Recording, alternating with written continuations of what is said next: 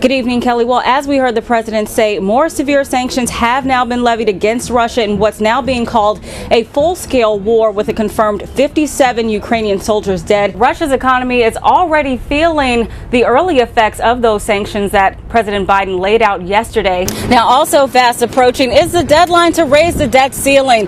Lawmakers will have until December 15th to avoid a possible government shutdown. Sharon. Today marks 18 days since the occupation of the Blackburn Student Center here on Howard University's campus, where students have been encamped outside of the building for nearly 3 weeks, all to bring attention to what can only be described as deplorable living conditions for some students. Today, President Joe Biden made history announcing the first ever black woman nominee to the Supreme Court. We caught up with HBCU students here at Bowie State University to find out what this historic moment signifies for them. Roses are red, violets are blue, but what is the cost to impress your boo? With inflation reaching the highest we've seen since the early 80s, your wallet may not exactly be feeling the love this Valentine's Day.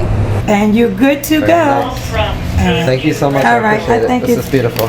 Sarah Lucas has been in business nearly 35 years. Her shop, Petals, Ribbons, and Beyond has been a mainstay here in DC's Brookland neighborhood. And a lot of times, people didn't even know we were here, but because they got a flower order from us, then they realized, oh, there's a flower shop in the neighborhood. Lucas has dealt with fluctuating prices, adjusting accordingly. And we want people to come in and come to us not only on Valentine's Day, but a month from now, come back and buy flowers. She says business dipped nearly 40% when the pandemic hit, but bounced back quickly last year. Now, due to inflation and supply chain issues, she's seen prices jump at least 20%. Everything that was sort of imported, prices have gone up, including flowers, vases, containers, all the mechanical things we sort of work with here.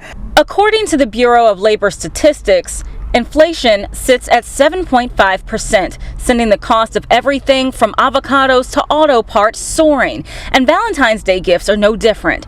Roses are up 54%, diamonds up 15%, and chocolate 9%, according to personal finance site The Balance. Price hikes. President Biden says his administration is working tirelessly with lawmakers to remedy. I think the president is confident that we're going to get something extremely important done here. What that exactly looks like, we're in discussions with folks up on Capitol Hill about that. Despite inflation, consumers are set to spend a whopping $23.9 billion on gifts this Valentine's Day.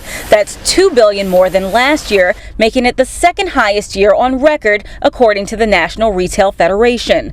The same is the case for Mrs. Lucas, but she tries to maintain reasonable prices for all of her clientele. Some person wants to buy a $15 bouquet, then that's available. Then you have other people who come in and they want to buy a $115 bouquet.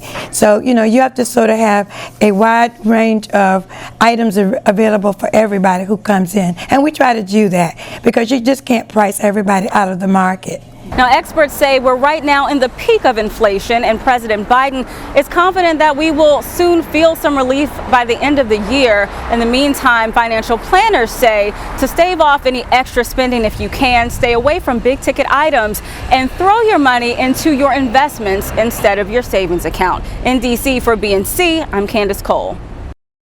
Manuel Oliver lost his son 4 years ago when he was gunned down in that horrific school shooting in Parkland, Florida.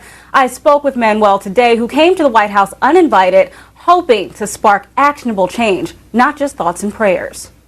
How is it possible that a 15-year-old kid is able to grab his dad's gun, bring him to the school, and shoot people randomly?